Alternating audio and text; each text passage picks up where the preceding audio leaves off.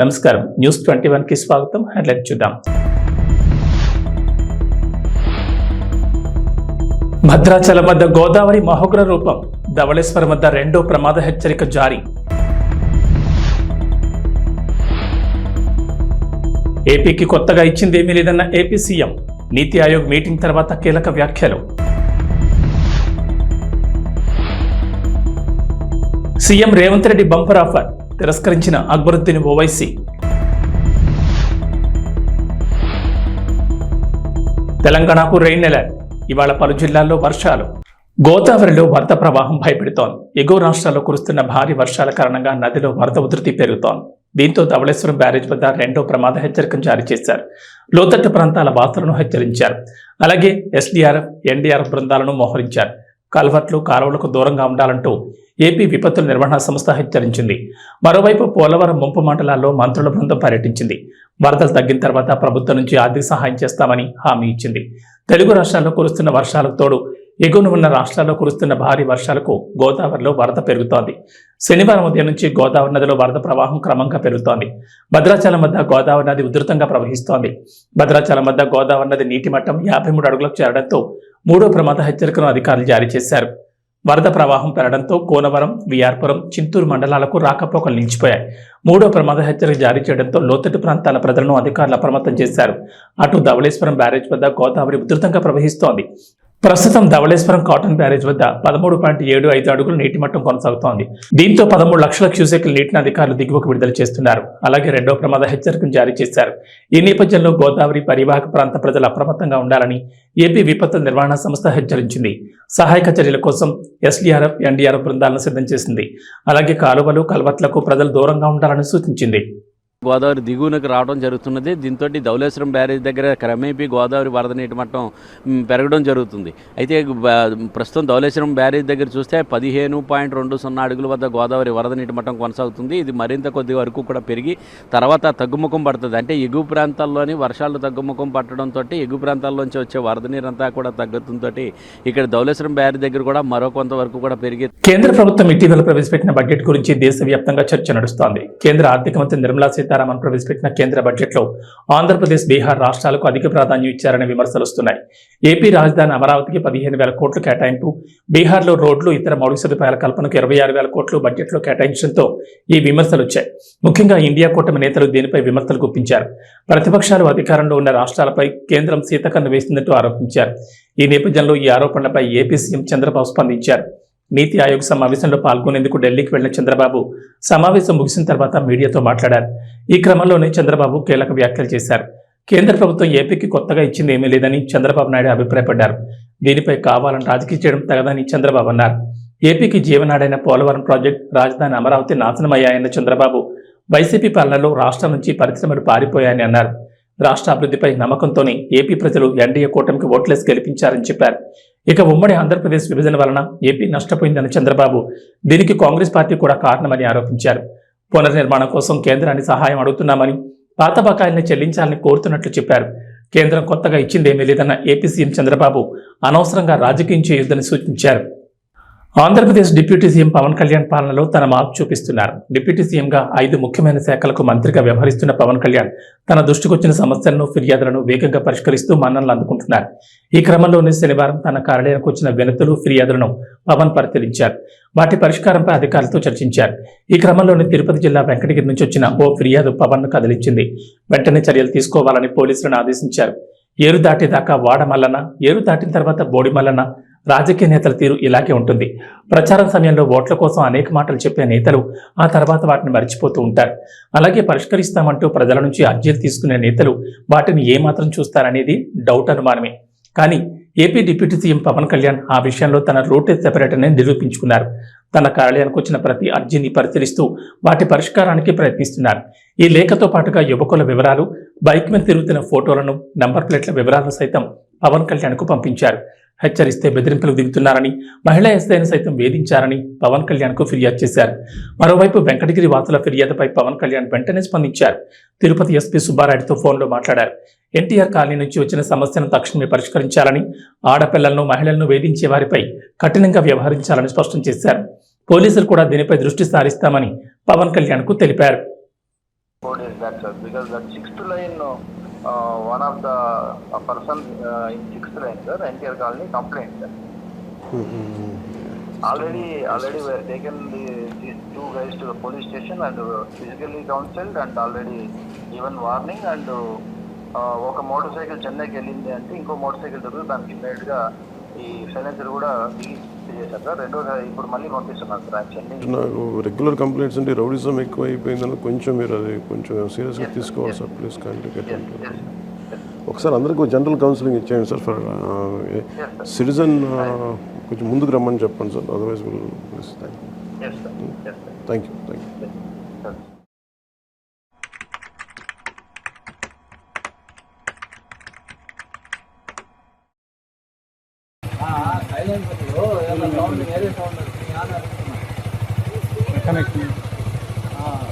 Silencer problem ఏం లేదు.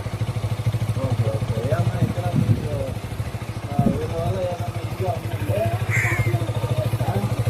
ముందుకు రండి. ఏమన్నా మీరు ర్యాష్ డ్రైవింగ్ చేయడం ఇది చేస్తూ ఉన్నారా? ఏదన్నా సీట్ చేసినట్టు ఏం లేదు. ఇక్కడ ఈ వీధిలో కానీ ఏదన్నా మీరు ర్యాష్గా బండి స్పీడ్గా తోలినట్టుందా, లేదు ఎవరికన్నా ఏదన్నా అసభ్యంగా మాట్లాడినట్టు కానీ ఏదన్నా ఎవరన్నా అసభ్యంగా కామెంట్ చేసినట్టు కానీ ఉందంటే మాత్రం మీ మీద సీరియస్గా యాక్షన్ తీసుకుంటాం. అలాంటి ఏదన్నా ఉంటే మీరు అందరూ మాకు చెప్పండి.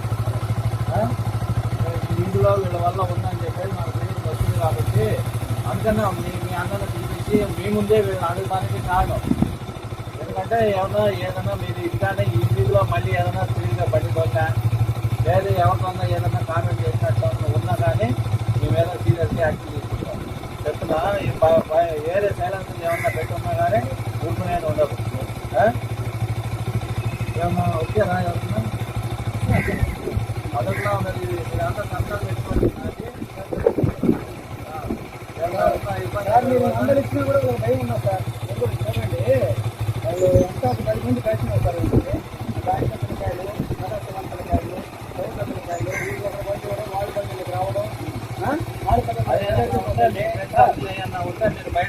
సార్. ఆడపిల్లలు కాలేజీ పోతున్న వాళ్ళు వెంబడించడము, బస్సులు వెంబడించడము, ఫోన్లు చేయడము అలా రిస్క్ సార్. ఇతను కూడా సార్ ఇతను బస్సులు వెంబడిస్తున్నాం సార్. నేను 4 సార్లు చూసాను. ఆడపిల్లలు చదువుకొని పోయే వాళ్ళకి చాలా డిస్టర్బెన్స్ సార్. చాలా డిస్టర్బెన్స్ సార్.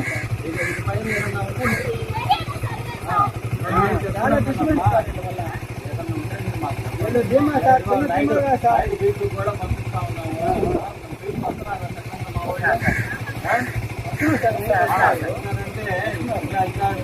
వీళ్ళు లైన్ మూడో లైన్లోనే వెళ్తారు. వచ్చినట్టున్నా కానీ మీరు మాకు చెప్పండి.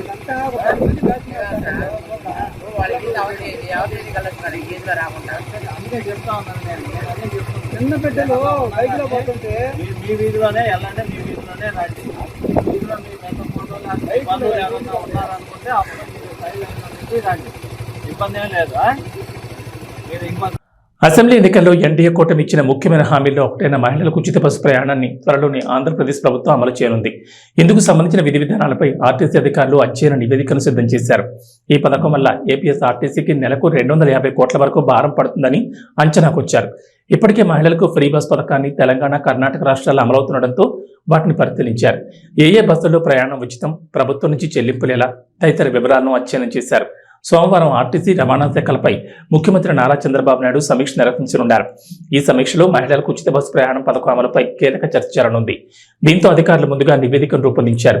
ఆర్టీసీలో రోజుకు సగటున 36-37 లక్షల మంది ప్రయాణిస్తుండగా వీరిలో 40% మంది మహిళల్ని అంచనా వేశారు. అంటే దాదాపు 15 లక్షల మందికి ఉచిత ప్రయాణం అమలు చేయాల్సి ఉంటుంది.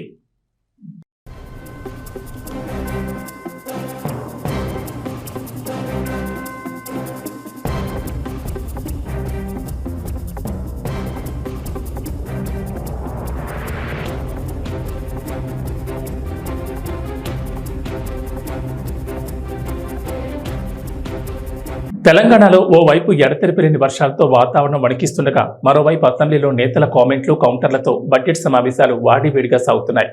అధికార ప్రతిపక్ష నేతలకు మధ్య మాటల తోటలు పేలుతున్నాయి. బడ్జెట్ మీద జరుగుతున్న చర్చ సందర్భంగా అధికార పక్షం మొత్తం ఒకవైపు, ప్రతిపక్ష పార్టీ నుంచి హరీష్ రావు ఒకవైపుగా మాటల యుద్ధమే నడిచింది. సభ మొత్తం హాట్గా జరుగుతున్న వేళ ఓ ఇంట్రెస్టింగ్ సన్నివేశం చోటు చేసుకుంది. ఎంఐఎం ఎమ్మెల్యే అక్బరుద్దీన్ ఓవైసీకి సీఎం రేవంత్ రెడ్డికి మధ్య ఆసక్తికర సంభాషణ జరిగింది. హైదరాబాద్లో మెట్రో విస్తరణ పనులపై మాట్లాడిన అక్బరుద్దీన్ ఓవైసీ పాత బస్తీకి మెట్రో రైలును విస్తరించాలని డిమాండ్ చేశారు. తమతో 9 ఏళ్ల పాటు కలిసి ఉన్న కేటీఆర్ తెస్తున్నామంటూ టైంపాస్ చేశారు తప్ప ముందడుగు వేయలేదని అసహనం వ్యక్తం చేశారు. వైఎస్ రాజశేఖర రెడ్డి సీఎంగా ఉన్న సమయంలో హైదరాబాద్కు మెట్రో కావాలని తానే డిమాండ్ చేశానని, ఆయనతో కలిసి ఢిల్లీ కూడా వెళ్ళినట్లు వివరించారు. చివరికి పోరాడి తీసుకొచ్చామని, కానీ తన ప్రాంతంలోనే ఇప్పుడు మెట్రో సేవలు లేవని, ఇంతకంటే ఘోరం మరొకటి ఉండదంటూ అక్బరుద్దీన్ చెప్పుకొచ్చారు. ఈ క్రమంలో అక్బరుద్దీన్ ఓవైసీకి సమాధానమిచ్చిన సీఎం రేవంత్ రెడ్డి పాత బస్తీ మెట్రోకే ఎక్కువ నిధులు కేటాయించామన్నారు. 4 ఏళ్లలో పూర్తి చేస్తామని స్పష్టం చేశారు. వచ్చే ఎన్నికల్లో అదే మెట్రోలో వచ్చి పాత బస్తీలో ఓట్లు అడుగుతామని తెలిపారు. వీలైతే పాత బస్తీలో కాంగ్రెస్ పార్టీ అభ్యర్థిని గెలిపించాలని అక్బరుద్దీన్ రిక్వెస్ట్ చేస్తామని చెప్పుకొచ్చారు. అలా అయితే మరి నా పరిస్థితి ఏంటని అక్బరుద్దీన్ ప్రశ్నించగా అసెంబ్లీ సాక్షిగా బంపర్ ఆఫర్ ఇచ్చారు. రేవంత్ రెడ్డి ఇచ్చిన ఆఫర్పై స్పందించిన అక్బరుద్దీన్ ఓవైసీ తన పార్టీలో తాను సంతోషంగానే ఉన్నానని తెలిపారు. కొడంగల్ నుంచి పోటీ చేసే ఆసక్తి లేదని స్పష్టం చేశారు. పాత బస్తీలో కాంగ్రెస్ పార్టీకి ఎందుకు తక్కువ ఓట్లు వచ్చాయో దానిపై దృష్టి పెట్టాలని సూచించారు. పార్లమెంట్ ఎన్నికల్లో 12 నుంచి 15 సీట్లు కాంగ్రెస్ పార్టీకి వస్తాయని ఆశించానని, కానీ 8కే పరిమితమయ్యారని, అందుకు కారణాలేంటో బేరీజు వేసుకోవాలని రేవంత్ రెడ్డికి సూచించారు. రేవంత్ రెడ్డి తనకు నిజమైన మిత్రుడంటూ చెప్పుకొచ్చారు అక్బరుద్దీన్ ఓవైసీ. अकबर साहब वो प्राइम मिनिस्टर है, ऐसा नहीं बोलना चाहिए. अकबर साहब आपके जुमले गलत है, डिमोनेटाइजेशन अच्छा है, ऐसा बोले केसीआर साहब. मुझे याद है आज वो भी. अकबर साहब आप बेफिक्र रहिए, एक भी पैसा हमारा नहीं जाएगा. और फिर 1-2 साल के बाद वही केसीआर साहब बोले गवर्नमेंट ऑफ इंडिया पैसे नहीं. आपने असेंबली में कहा था यहीं से, हाँ अकबर साहब छुक छुक छुक छुक चलेगी आपके पास, ना छुक छुक है ना कुछ है, कुछ भी नहीं है, नहीं चल रही है. केटीआर साहब बोलते थे अकबर भाई दे देंगे आपको, दे दिए जियो हो गया भाई काम, बोले नेक्स्ट उसमें ले लेंगे. होते होते साहब अब मैं बूढ़ा होने आ गया, सब व्हाइट बाल हो रहे हैं. అసెంబ్లీలో అక్బర్ సార్ చెప్తుంటే అందరు నవ్వుడే నవ్వుడు. ఇక ఇది నుండి रेवंत रेड्डी साहब who's a very good friend of mine. Yes, I want to come on record. Yes, I want to come on record. It is a very happy moment for me कि my childhood friend is sitting there, sir. बच्चे क्या करेंगे, ये खाली फिरते रहते हैं. देखो एक बच्चा यहाँ है, एक बच्चा वहाँ बैठा है. వారే వా రేవంత్ రెడ్డి సార్ ఎప్పటికెళ్ళో నాకు దోస్తు సీఎం అవుడు ఫుల్ ఖుషిగా ఉందంటాండు.